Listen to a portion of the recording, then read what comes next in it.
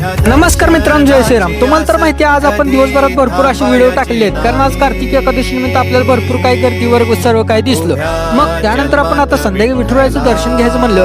मग सर्वात अगोदर आपण विठ्ठल मंदिरापाशी आलो आणि इथून आपण कळस दर्शन सर्वात अगोदर घेतलं. ते म्हणजे विठ्ठल रुक्मिणी मातेच्या कळसाचं दर्शन घेतलं. त्यानंतर मग आपण म्हणलं आता डिजिटलचं आपण विठ्ठल रुक्मिणी मातेचं दर्शन तर घेणार आहोत, कारण दिवसभर आपलं सर्व काही गर्दी ही सर्व काही झालं.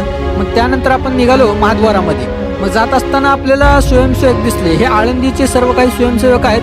हे मंदिर परिसर सर्व काही संध्याकाळी स्वच्छ करताना आपल्याला दिसले. त्यांना सुद्धा थोडं ब्लॉगमध्ये घेणं आपलं काम होतं, कारण ते कर्तव्यच आहे. त्यानंतर मग आपण सर्वात अगोदर चोखोबाराय महाराजांच्या समाधी दर्शन घेतलं. त्यानंतर नामदेव पायरीचं दर्शन घेतलं. नामदेव पायरी आणि त्याचं दर्शन चोखोबारायचं घेणं हे फार महत्वाचं आहे. त्यानंतर मग विठुरायाचे आपण लाईव्ह दर्शन घेत होतो, कारण आपल्याला इच्छाच होती आज कार्तिक एकादशीचं आपलं लाईव्ह दर्शन तर झालं पाहिजे. त्याचबरोबर तुम्ही सुद्धा करा दर्शन. बोला पुंडलिकावर हरी विठ्ठल श्री ज्ञानदेव तुकाराम पंढरीनाथ भगवान की जय. आपण दर्शन वगैरे घेतलं आणि इथं अजून सुद्धा गर्दी होती. रात्रीचे 11-10 वाजलेले तरी सुद्धा भरपूर गर्दी होती. असाच व्हिडिओ थोडासा घेतला आणि आपला व्हिडिओ आजचा इथंच थांबला. धन्यवाद.